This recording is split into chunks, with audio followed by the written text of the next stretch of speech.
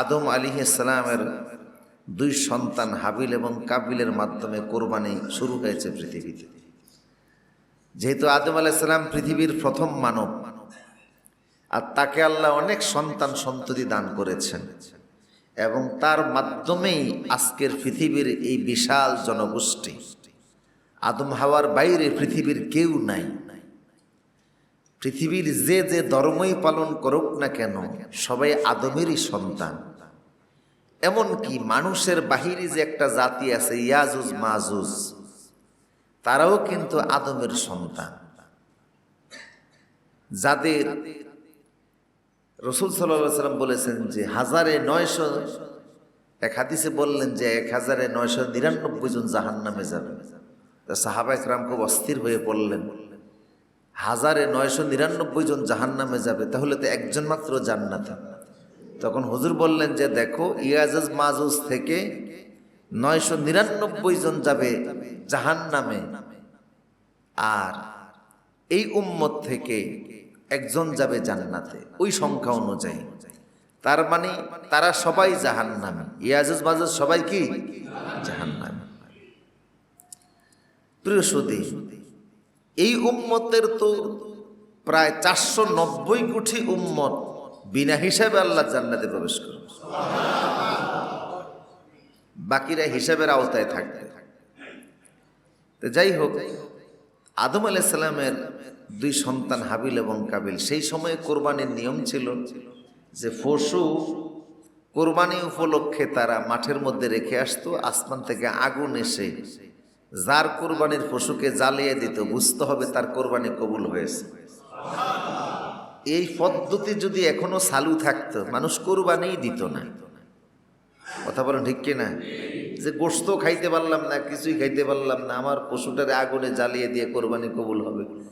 সলসাতুরির আশ্রয় নিত যে কোরবানি আমার উপর এখনো ওয়াজিব হয় নাই, এমন কি ফতুয়া পাওয়া যায়। যদিও দেখছি এক শ্রেণীর কিছু গোমটাদারি শায়েক আছে যারা মানুষকে কোরবানির ব্যাপারে নিরুৎসাহিত করতেছে।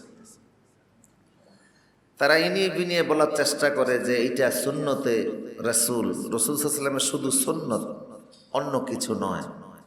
সুতরাং এটা না করলেও চলবে, কুটিপতিরও যদি কোরবানি না করে, না করলেও চলবে। নাউজুবিল্লাহ মিন যালিক। কথাটি ঠিক নয়। কেন মানুষকে কোরবানি থেকে নিরুৎসাহিত করা হচ্ছে? বরং হানাফি মাযহাব এটাকে ওয়াজিব করা হয়েছে। রাসূলের এই হাদিসের ভিত্তিতে আল্লাহ রাসূল বলছেন, মান ওয়াজাদা লাহু সাআতান ওয়ালাম ইয়াদহি ফালা ইয়াকরাবান্না মুসাল্লানা। যাকে আল্লাহ সামর্থ্য দান করেছেন, সে যদি কোরবানি না দেয়, রাসূল বলছেন সেই জন্য আমার মুসাল্লায় মানে ঈদগাহে না আসে। তাইলে পরোক্ষভাবে আল্লাহ রাসূল একটা ধমক দিলেন। বোঝা গেল যাদের সামর্থ্য আছে তাদের উপর কোরবানি ওয়াজিব। কথা বলেন ঠিক কিনা? আর কোরআন বলছে ফাসল্লি লিরাব্বিকা ওয়ানহার, আপনি নামাজ পড়ুন এবং কোরবানি করুন। এটি একটি আমল, গুরুত্বপূর্ণ আমল। যাদেরকে আল্লাহ সামর্থ্য দান করেছেন তাদের উপর আল্লাহ পাকে রাসূল সাল্লাল্লাহু আলাইহি ওয়াসাল্লাম বলছেন যে তারা দিবে। আল্লাহ রাসূল প্রত্যেক বছর নিজের পক্ষ থেকে একটি ছাগল জবাই করতেন এবং উম্মতের পক্ষ থেকে একটা করতেন। নিজের পক্ষ থেকে একটা করতেন, উম্মতের পক্ষ থেকেও একটা করতেন। এবং ইন্তেকালের আগে হযরত আলী রাদিয়াল্লাহু তাআলা আনহু আল্লাহ রাসূল ওসিয়ত করে গেছেন যে আলী, তুমিও আমার পরে আমার পক্ষ থেকে কোরবানি করবে। আল্লাহ রাসূল তাকে এই ব্যাপারে ওসিয়ত করে গেছেন। সাইয়েদনা আলী যতদিন বেঁচে ছিলেন, রাসূলের পক্ষ থেকে তিনি কোরবানি করতেন। এটা একটা বিশেষ আমল। এটার ব্যাপারে নিরুৎসাহিত করার কোনো সুযোগ নেই। তো এটা আসছে আদম আলাইহিস সালামের দুই সন্তান, যাদেরকে বলা হলো যে তোমরা কোরবানি করো। উতলু আলাইহিম নাবা আবনাই আদম বিল হাক্ক। আল্লাহ পাক বলছেন, হে নবী, সত্যাতীতভাবে সন্দেহাতীতভাবে যেই ঘটনাটা সত্য, সেই ঘটনাটা আমি আল্লাহ আপনাকে আজকে শোনাচ্ছি। ইয কাররাবা কুরবানান, আদমের দুই ছেলে কুরবানি আমি আল্লাহর সামনে পেশ করলো।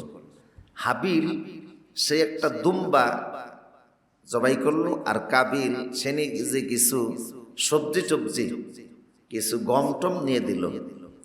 যখন তারা কোরবানি পেশ করলো, ফাতুকুব্বিলা মিন আহাদিহিমা ওয়া লাম ইউতাকাব্বাল মিনাল আখার, একজনের কোরবানি আল্লাহর দরবারে কবুল হয়ে গেল, আরেকজনের কোরবানি কবুল হয় নাই। মানে আসমান থেকে আগুন এসে একজনের কোরবানির পশুটাকে জ্বালাই দিছে, বোঝা গেল তার কোরবানি কি হয়েছে, কবুল হয়েছে। এখন যার কোরবানি কবুল হয় নাই তার নাম ছিল কাবিল। সে রেগে গেল ভাইয়ের উপরে যে আমার তোরটা কবুল হয়েছে, আমারটা হয় নাই, তোর কারণেই হয় নাই। ইন্নী লা আকতুলা ক্বালা লা আকতুলান্নাকা, আমি তোকে মেরে ফেলবো, আমি তোকে মেরে ফেলবো। ক্বালা ইন্নামা ইয়াতাকাব্বালুল্লাহু মিনাল মুত্তাকিন, কাবিল বলল তোরে মেরে ফেলবো। হাবিল বলল বাইরে আমারে মেরে লাভ কি, তোর কোরবানি কবুল হয় না, এতে তো আমার কোনো হাত নেই, দোষ নাই। জেনে রাখ আল্লাহ মুত্তাকিদের কোরবানি কবুল করে থাকে। যারা নাকি মুত্তাকি, যারা শুধু আল্লাহর সন্তুষ্টির জন্য কোরবানি দেয়, হালাল টাকায় কোরবানি দেয়, তাদের কোরবানি আল্লাহ কবুল করে থাকেন। হালাল টাকায় যারা কোরবানি দেয়, এই জন্য শরীক নির্বাচনের ক্ষেত্রে একটু বুঝা শুনে শরীক নির্বাচন করা, যে একই পশুতে, পশু যেহেতু একটা, নাম যেহেতু 4টা 5টা 6টা 7টা, সর্বোচ্চ গরুতে, উটে, মহিষে সর্বোচ্চ কয়জন, 7 জন, এবং এটার বয়স মিনিমাম 2 বছর হওয়া লাগবে। আর উটের বয়স 5 বছর হওয়া লাগবে। কয় বছর? ছাগল, ভেড়া, দুম্বা এগুলির বয়স 1 বছর হওয়া লাগবে। কয় বছর? 1 বছর হওয়া লাগবে, মনে রাখার দরকার। তো এখন আপনি শরীক নির্বাচন করলেন, কিন্তু এমন লোক আপনার এখানে শরীক হয়ে গেল যার অবৈধ ইনকাম আছে, তো এটা কেমন হয়ে গেল? একই কোরবানিতে কারো সহি টাকার এবং কারো হারাম ইনকাম, এতে কোরবানিটা কবুল হওয়ার ব্যাপারে মুত্তাকি তো সবাই হতে পারল না। এই জন্য শরীক নির্বাচনের ক্ষেত্রে একটু সতর্ক থাকা, যে আমার যে পশুটা কোরবানি হচ্ছে, কারণ আল্লাহ পাক বলছেন লাইয়ানালাল্লাহা লুহুমুহা ওয়ালা দিমাউহা ওয়ালাকিন ইয়ানালুহুত তাকওয়া মিনকুম, তোমরা যে কোরবানির পশু জবাই করো, এর রক্ত, গোশত, মাংস, হাড় হাড্ডি কিছুই তো আমার কাছে আসে না। তোমাদের যে আয়, ইনকাম, সততা, সচ্ছলতা, সচ্চরিত্রতা, তোমাদের নিয়ত, এগুলি আমি আল্লাহর কাছে আসে। সুতরাং যার কোরবানি কবুল হবে, কিয়ামতে এই কোরবানির পশুকে জান্নাতে যাওয়ার জন্য আল্লাহ বাহন হিসাবে দিয়ে দিবেন। এবং অন্য হাদিসে আছে যে কোরবানির পশুর প্রত্যেকটা পশম বরাবর সওয়াব আল্লাহ যিনি কোরবানি দিলেন তার আমলনামে দান করে দিবেন। পশু নির্বাচনের ক্ষেত্রে দোষ ত্রুটি থেকে মুক্ত আছে কিনা বয়স দেখতে হবে, পশুটার বয়স, এই বয়সটা যেন ঠিক থাকে। শরীয়ত যেভাবে বয়স নির্ধারণ করছে, যে বয়সের হতে হবে। 2 নম্বর, পশুটা নিখুঁত হতে হবে, এটা যেন ফঙ্গু না হয়, খোড়া না হয়, অন্ধ না হয়, এভাবে এটা দেখতে হবে। কথা কি বুঝতেছেন আপনারা? শিং যেন একেবারে গোড়া থেকে উপড়ে ফেলা না হয়, এই জাতীয় বিষয়গুলি পশুতে দেখা লাগবে যে পশুটা নিখুঁত কিনা। 3 নম্বর বিষয় হলো যে নিয়ত, ইখলাস, কে কোন নিয়তে কোরবানির পশু জবাই দিচ্ছে, নিয়তটা দেখতে হবে। সেই নিয়ত যদি সহি হয়, আল্লাহর দরবারে কবুল হয়ে যাবে। এর প্রত্যেকটা পশমে একটা করে সওয়াব আল্লাহ আমলনামায় দান করে দিবেন। এই জন্য হাবিল বলল ভাইরে, আল্লাহ তো মুত্তাকিদের কোরবানি কবুল করে থাকেন। কাবিল বলল আমি তোমারে মেরে ফেলবো। লাইম বাসাত্তা ইলাইয়া ইয়াদাকা লিতাকতুলানি মা আনা বিবাসিতি ইয়াদি ইলাইকা লিআকতুলাকা। হাবিল বলল ভাইয়ের বাপ সাপ দেখে বুঝলো ভাই তারে কিছু না কিছু করবে, সেই জন্য দেখে বলল ভাইরে তুই যদি আমাকে মারার জন্য যে তোরজোর শুরু করেছিস, তুই আমার দিকে, আমার উপর শক্তি প্রয়োগ করলো, আমি তোর উপর শক্তি প্রয়োগ করব না। কারণ ইন্নী আখাফুল্লাহ রাব্বাল আলামিন, আমি আরশের মালিক আল্লাহরে ভয় করি। দোনোজনই আপন ভাই, কিন্তু কাবিলের জিদ এত বেড়ে গেল, রাগ এত বেড়ে গেল, গোসা এত বেড়ে গেল, আপন ভাইকে হত্যার জন্য সে উদ্গ্রীব হয়ে উঠল। দোষ কি? তোর কোরবানি কবুল হয়েছে, আমারটা হয় না কেন? কথাকে বুঝে আসছে? তোরটা কবুল হলো, কিয়ামতের ময়দানে এমন বহু মানুষ দেখবে যে হ্যাটটা কবুল হয়েছে, একটা কবুল হয় নাই। দোষ কি? দোষ তোমার নিয়তে সমস্যা ছিল। দোষ কি? তোমার ইনকামে সমস্যা ছিল। দোষ কি? তোমার পশু নির্বাচনে সমস্যা ছিল। তুমি নিখুঁত পশু নির্বাচন করতে পারো নাই। আমার প্রিয় সুদী, শেষ পর্যন্ত কাবিল হাবিলকে মেরেই ফেলল। এর আগে পৃথিবীতে কেউ মরে নাই, আপন ভাই ভাইয়ের হাতে মারা গেছে। রাসূল সাল্লাল্লাহু আলাইহি ওয়াসাল্লাম বললেন, কাবিল কিয়ামতে যেহেতু প্রথম হত্যাকাণ্ড ঘটিয়েছে, তাই পৃথিবীতে যত হত্যাকাণ্ড ঘটবে তার একটা গুনার অংশ কাবিলের আমলনামায় গিয়ে যোগ হবে। লিআন্নাহু আউয়ালুন মান সান্না, যেহেতু সে প্রথম ভাইকে হত্যা করার এই বিধান প্রচলন করছে, মানুষ হত্যার প্রচলন করছে। কথা কি বুঝতেছেন? আউয়ালু মান সান্নাল কাতলা, হত্যার প্রচলন সে ঘটিয়েছে। বুঝা গেল কিয়ামত পর্যন্ত পৃথিবীতে অন্যায়ভাবে যত হত্যাকাণ্ড ঘটবে, শরীয়তের বিধান ছাড়া যত হত্যাকাণ্ড ঘটবে, ইসলামী সরকারকে ইসলাম তিনটা কারণে হত্যার বিধান দিছে। কয়টা কারণে? সে আবার অনেক লম্বা আলোচনা।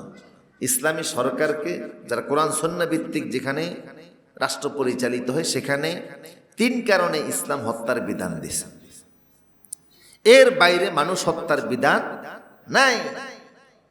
এখন যেহেতু সে অন্যায়ভাবে হত্যা করে ফেললো নিজের ভাইকে, এই জন্য কিয়ামত পর্যন্ত যত হত্যাকাণ্ড ঘটবে এর গুনার একটা অংশ ওই কাবিলের আমলনামায় যাবে। বোঝা গেল, কেউ যদি কোনো কাজের প্রচলন ঘটায় আর সেই কাজের মাধ্যমে যেই গুনাহ হবে, সেই গুনার একটা অংশ তার আমলনামায় যাবে, যে কাজের যে প্রচলন ঘটালো।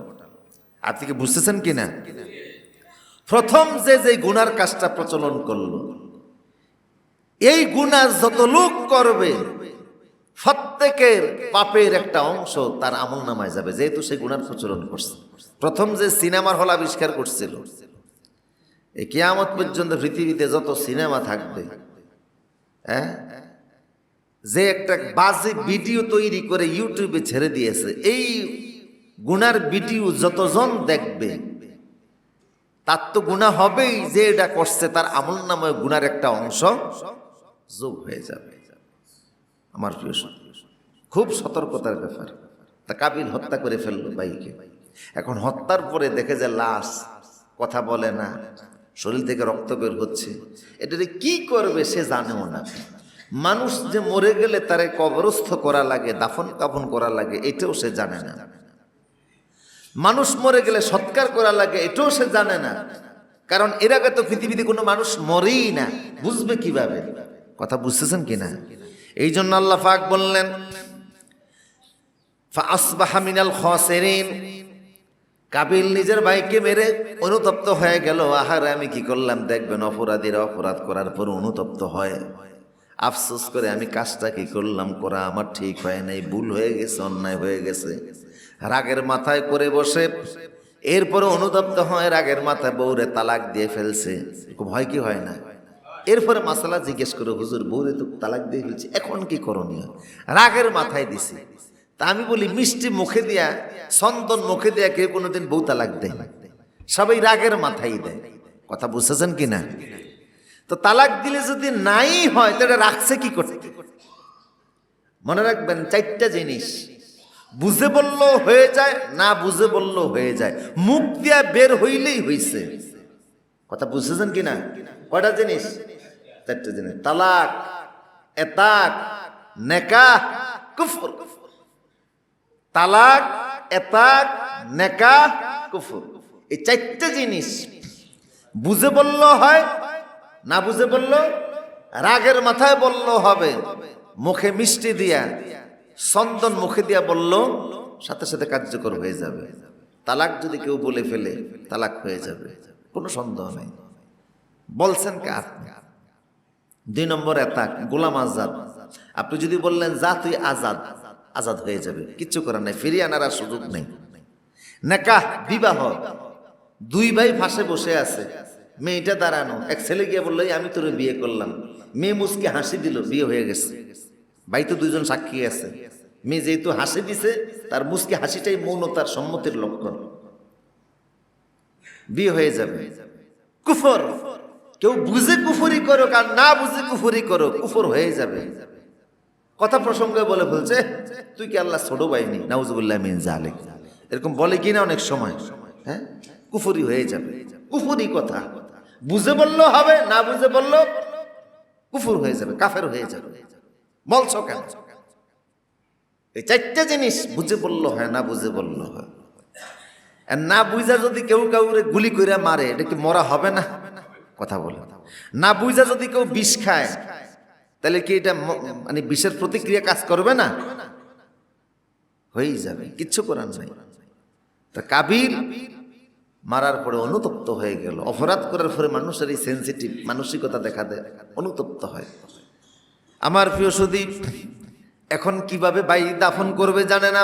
ফাবাআসাল্লাহু গুরাবাই, মানুষের প্রথম শিক্ষক হিসাবে আল্লাহ সুবহানাহু ওয়া তাআলা আসমান থেকে একটা কাক পাঠিয়ে দিলেন। সূরা মায়েদার আয়াত, ফাবাআসাল্লাহু গুরাবান ইয়াবহাসু ফিল আরদ লিয়ুরিয়াহু কাইফা ইউরি সাওআতা আখি। কি পাঠাইছে আল্লাহ? মানুষের প্রথম শিক্ষক হলো কাক। কি শিক্ষা দিছে? পৃথিবীতে মানুষের জীবনের প্রথম শিক্ষা হলো যে কে মৃত মানুষের দাফন করতে হবে কোন প্রক্রিয়ায়, এটা হলো প্রথম শিক্ষা। কাক আসছে, দুটি কাক আসলো, একটা কাক আরেকটা কাকের ঠোকরাইয়া মারছে। মারার পরে যেই কাকটা মরে গেছে, এই কাকটারে দাফনের জন্য জীবিত কাকটা ঠুকরিয়া ঠুকরিয়া মাটি সরাইছে। মাটি সরাই একটা গর্ত করছে। গর্ত যখন হয়ে গেছে, তখন মৃত কাকটারে টেনে এনে গর্তের ভিতরে ফেলে দিছে। দিয়ে এরপর উপর থেকে আবার ঠোঁট দিয়া পা দিয়া টাইনা টাইনা মাটি আইনা মৃত কাকটার গর্তটা মাটি দিয়া ভরাট করে দিছে। এই পদ্ধতিতে বুঝাইলো যে মৃত মানুষের এইভাবে করে কি করতে হয় মাটিতে। এটা জিন, এটা হচ্ছে একদম পারফেক্ট বিজ্ঞানসম্মত বিধান। তাতে বায়ু দূষিত হবে না, কোনো সমস্যা হবে না, আর মাটিটাও একদম সার মাটি হয়ে যায়। দেখবেন কবরস্থানে কোনো জিনিস রুইলেই, দুরোপণ করলেই, গাছ গাছালি দেখবেন খুব দ্রুত উঠে, মাটি কি হয়ে যায় একেবারে খুব মানে সুন্দর হয়ে যায় আর কি। যাই হোক, আর অন্য প্রক্রিয়ায় মানুষকে যদি দাহ করা হয়, ফোড়ানো হয়, তাহলে এতে আবহাওয়া দূষিত হয়, খরচ বেড়ে যায়, পলিউশন হয়, তারপরে কি বলে দেখতেও কেমন।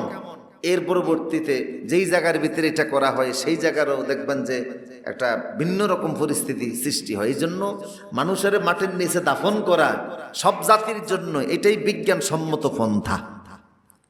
কথা বুঝতেছেন কিনা? আল্লাহর নিয়মের বাইরে আপনি যেটা করবেন সেখানে মুসিবত আছে না নাই? সেখানে মুসিবত, সেখানেই দেখবেন অশান্তি, সেখানেই অশান্তি। আমার প্রিয় সুদী, কাক আসলো, কি আসছে? শিক্ষক হিসাবে দেখিয়ে দিল কিভাবে মানুষের দাফন করা লাগে। আমার বাইরে শেষ পর্যন্ত মাটির নিচে দাফন করে মৃত মানুষের সৎকার করার বিধান শিখিয়ে গেল। এই জন্য কাক হলো মানুষের প্রথম শিক্ষক। কিন্তু কাক এখন মানুষ দেখতে পারে না, ঘৃণা করে। করে কিনা বলেন? মানুষ পছন্দ করে না, ঘৃণা করে। বরং কাক ডাকলে মানুষ মনে করে বিপদ আসবে। কথা বলেন ঠিক কিনা? কাক ডাকলে কি মনে করে? কেন কাক মানুষের এতটা ঘৃণার পাত্র হয়ে গেল? নূহ আলাইহিস সালাম যখন বন্যা থেমে গেল, বন্যা থেমে যাওয়ার পরে তিনি নিজে কাকেরে পাঠাইছিলেন, কাক আমি তো যদি পাহাড়ের চূড়ায় এসে আমার জাহাজটা থেমে গেছে, কি পৃথিবীর পানি শুকাইছে কিনা, কাদা মাটিগুলি শক্ত হয়েছে কিনা, নামার মতো আমাদের উপযোগী পরিবেশ আছে কিনা, তুমি একটু দেখে আসো। কাক গেল দেখার জন্য। দেখতে যে আসে মরা কি যেন একটা পাইছে, খাওয়া শুরু করছে। নবীর মেসেজ সে ভুলে গেছে, অনেক সময় সে যায় নাই। এবার নবী কবুতরকে পাঠালেন, তুমি গিয়ে দেখে আসো পানি শুকাইছে কি না। কবুতর তথ্য সংগ্রহ করে এসে বলল, হুজুর পানি শুকিয়ে গেছে, নামার মতো পরিবেশ তৈরি হয়ে গেছে। কিছুক্ষণ পরে কাক আসলো। নূহ আলাইহিস সালাম বললেন, তোমার এত দেরি কেন? কয়, আমি জাহাজ থেকে নামার পরে মরা মানুষ বা মরা একটা জিনিস দেখে খাইতে লাগছিলাম, আপনার মেসেজটা, আমি নির্দেশটা ভুলে গেছি। নবী বললেন, তুমি আমার নির্দেশ অমান্য করেছো, এই জন্য মানুষের তোমার প্রতি সম্মান থাকবে না, ভালোবাসা থাকবে না। কিন্তু কবুতর আমার নির্দেশ যথাযথভাবে পালন করেছে, তার প্রতি মানুষের ভালোবাসা থাকবে। এই জন্য দেখেন, মানুষ যেখানে বসবাস করে সেখানে কবুতরের বাসা আছে না নাই? ঘরে এখানে সেখানে বানায় রাখছে, এর প্রতি একটা কেমন জানি ভালোবাসা আছে। দেখবেন কোনো কিছু উদ্বোধন করে সেখানে কি উড়ায়, পায়রা উড়িয়ে দেয়, যে পায়রা উড়িয়ে এটা উদ্বোধন করা হয়েছে। মানুষের হাতের কাছে এটা থাকে, কিন্তু কাকেরে আকাশে উড়িয়ে দিয়ে কোনো জিনিস, টয়লেটে তো উদ্বোধন হয় না। এটা মানুষের খুব ঘৃণার পাত্র হয়ে গেছে। বোঝা গেল ইদার মানুষ যারা, তাদের সাথে বেয়াদবি করলে শাস্তিটা কিন্তু ওই রকমই হয়। কাক ছিল মানুষের প্রথম শিক্ষক, কিন্তু আল্লাহর একজন প্রিয় বান্দার আদেশ লঙ্ঘন করার কারণে চির অভিশপ্ত হয়ে গেল। এই জন্য বোঝা গেল সারা জীবনের অর্জন হারানোর জন্য 1 সেকেন্ডের বেশি সময় লাগে না। কথা বলেন ঠিক কিনা? একটা বেয়াদবি সারা জীবনের আমল শেষ করে দিতে পারে, আর একটা ভালো কাজ জীবনে আপনাকে অনেক উঁচুতে নিয়ে যাইতে পারে। কথা বলেন ঠিক কিনা আমার প্রিয় সুধী? এই হাবিল এবং কাবিল থেকে এই কুরবানির বিধানটা চালু হয়ে গেল, আল্লাহ পাক দিলেন। এরপরে আজকে আমরা যে কুরবানিটা করি, এটার মূলত সুন্নাটা ইব্রাহিম আলাইহিস সালামের মাধ্যমে আল্লাহ দিয়েছেন। তাইলে আমরা কোরআন থেকে এতক্ষণের আলোচনায় বুঝলাম কুরবানি শুরু হয়েছে সৃষ্টির শুরু থেকেই, একেবারে গোড়া থেকেই। কথা বুঝতেছেন কিনা? কিন্তু এখনকার যে কুরবানি আমরা পশু কোরবানি করে, পশু কোরবানিটা আল্লাহ ইব্রাহিম নবীর মাধ্যমে শুরু করেছিলেন। ওনার একজন স্ত্রী ছিলেন হযরতে হাজেরা, মূলত তাকে দাসী হিসাবে পেয়েছিলেন, কিন্তু তিনি বিবাহ করে তাকে স্বাধীনতার সুযোগ দিয়েছিলেন, আজাদ করে দিয়েছিলেন হাজরা আলাইহিস সালামকে, যার বাড়ি ছিল না, ঘর ছিল না, থাকার কোনো জায়গা ছিল না। হাজরার বাপের বাড়ির কোনো ঠিকানা নাই, মার বাড়ির কোনো ঠিকানাই নাই। ইব্রাহিম নবী বিয়ে করার পরে তাকে আইনা কাবা শরীফ যেখানে, এখানে রাইখা গেলেন। সুবহানাল্লাহ বলবেন না? কোথায় রাইখা গেছে? কাবা শরীফ যেখানে, এখানে তাকে রাইখা গেলেন। বাড়ি নাই, ঘর নাই। চিন্তা করছেন তার হাজেরার বাড়িঘর নাই, বাপের বাড়ির ঠিকানা নাই, মার বাড়ির ঠিকানা নাই, কিন্তু আল্লাহর ঘরটা তার ঠিকানা হয়ে গেছে। এমনকি বর্তমানে কাবা শরীফের এখানেই হযরত হাজেরার কবরটাও আছে। এই কাবার পাশেই তার কবরটা, এখানেই তার কবর আছে। কেমন আল্লাহর প্রতিবেশী হইলেন, আল্লাহর ঘরের প্রতিবেশী হইলেন। যার কোনো বাড়িঘর ছিল, এখানেও তার কোনো বাড়িঘর নাই। ইব্রাহিম আলাইহিস সালাম যে এখানে রাইখা গেলেন, ঘর বাড়ি দিয়ে গেছিলেন, কোনো ঘর দেন নাই, বাড়ি দেন নাই। আর মিয়া ঘর বাড়ি তো দূরের কথা, এক লোটা তিনি খাবারের ব্যবস্থা করে যান নাই। কয়টা খেজুর আর একটু পানি ছিল, এই ছাড়া আর কিছু ছিল না। অথচ পাথুরি এলাকা, চারপাশে মানুষের কোনো বসবাস নাই, এমন একটা জায়গায় শিশু বাচ্চারা সহকারে ইব্রাহিম নবী রেখে গেছে। এটা কার আদেশ? আল্লাহ পাকের আদেশ। অথচ ইব্রাহিম আলাইহিস সালাম যেই ছেলেটাকে এখানে রেখে গেলেন, এই ছেলেটাকে তিনি কিভাবে পাইলেন? অনেক লম্বা কথা। ছেলেটাকে আগুন থেকে যখন তিনি বাঁচলেন, তখন তিনি ভাবলেন যে আমি তো আল্লাহর পরীক্ষায় পাস করছি, আলহামদুলিল্লাহ। আর যেই এলাকায় আমারে আগুনে পোড়াইলো, আমি এই জাতি, গোটা জাতি মিলে আমারে আগুনে পোড়ানোর জন্য এখানে দিছে, তারপরে আমার বাপ মা সহকারে আমার বিরোধিতা করছে, আগুন থেকে আল্লাহ আমার উদ্ধার করছে, আমি আর এখানে থাকবো না, ইসলামের দাওয়াতের জন্য আমি হিজরত করব। তখন তিনি চলে গেলেন ফিলিস্তিন এলাকায়। সুবহানাল্লাহ বলবেন না? তিনি কোরআনে বলছে, ক্বালা ইন্নী যাহিবুন ইলা রাব্বি সায়াহদিন, আমি চলে যাব, আর থাকবো না এই এলাকায়। ইরাক ছেড়ে তিনি এখন চলে গেলেন কোথায়? ফিলিস্তিন এলাকায়। ফিলিস্তিন যাওয়ার পরে দেখলেন এখন বয়সটা অনেক হয়ে গেছে, তাই তিনি আল্লাহরে বলেন, আল্লাহ আপনার কাছে একটা দোয়া করে, রব্বি হাবলি মিনাস সলিহিন, আমার একটা সন্তান দেন।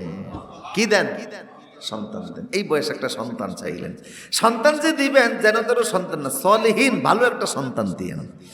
আল্লাহ পাক বলেন, ফাবাশশারনাহু বিগুলামিন হালিম, ইব্রাহিমরে আমি জানিয়ে দিলাম, ইব্রাহিম সন্তান চাইছো, তবে হালিম, ধৈর্যশীল একটা সন্তানের সুসংবাদ আমি তারে দান করে দিলাম।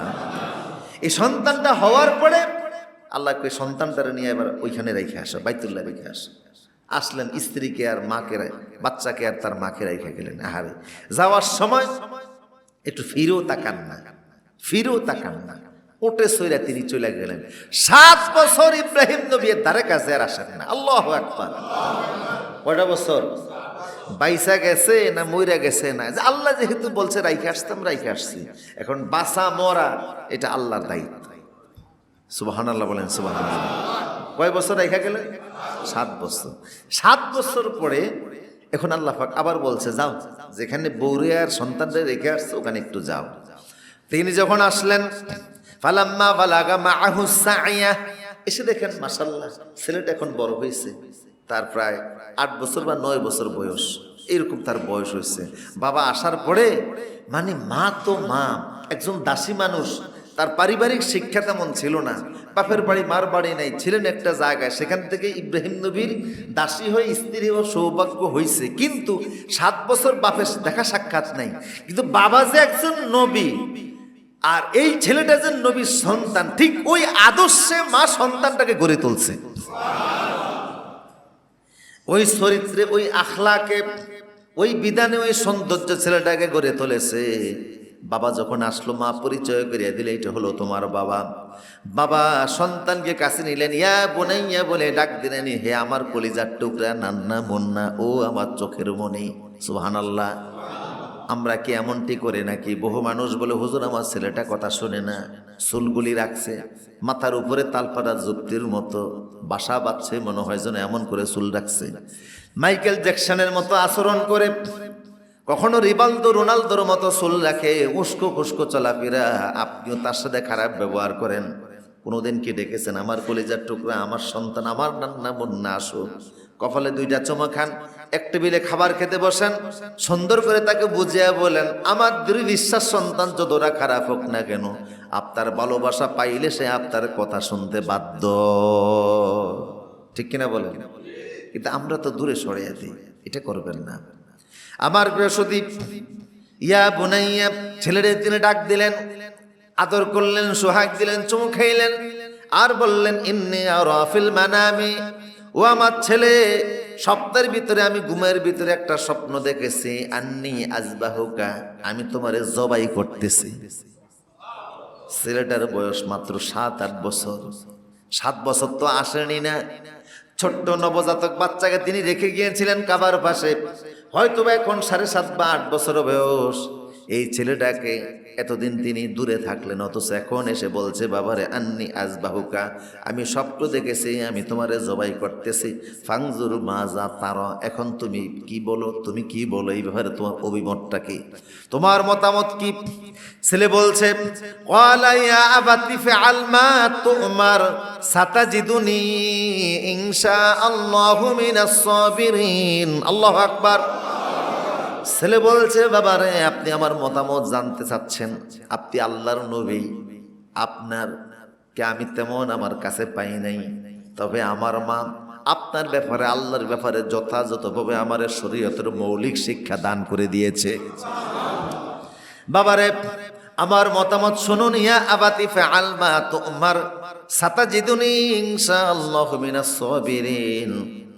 আপনাকে আপনার আল্লাহ, আমাদের আল্লাহ যে আদেশ করেছে, আপনি সে আদেশ পালন করুন, তার মানে আমারে জবাই করুন, নির্দেশ পালন করুন, অসুবিধা নাই। আপনি মনে করবেন না এই নির্দেশ পালনে আমি কোনো ধরনের ছুটাছুটি করব, কোনো ধরনের উচ্ছৃঙ্খল পরিবেশ করব না, বলবো না, বরং আপনি আদেশ পালন করুন, আপনি আমারে ধৈর্যশীল হিসাবে পেয়ে যাবে। আল্লাহু আকবার। ফালাম্মা আসলামা ওয়া তাল্লাহু লিল জাবিন, বাবা এবং ছেলে 2 জন রাজি হয়ে গেলেন, মিনায় নিয়ে গেলেন। সুবহানাল্লাহ। এই মিনাই হলো উৎসর্গের, স্যাক্রিফাইসের সেন্টার। এখন হাজিরা কোথায় আছে? মিনাতে যাওয়া কেন? মিনা হলো স্যাক্রিফাইস সেন্টার, সর্বোচ্চ ত্যাগের জায়গা হলো এখানে। তিনি নিয়ে গেলেন ছেলেটাকে, এরপরে তিনি ছেলেরে শোয়া দিলেন, নিজের চোখটো বেঁধে নিলেন, ছেলের চোখটো বেঁধে দিলেন।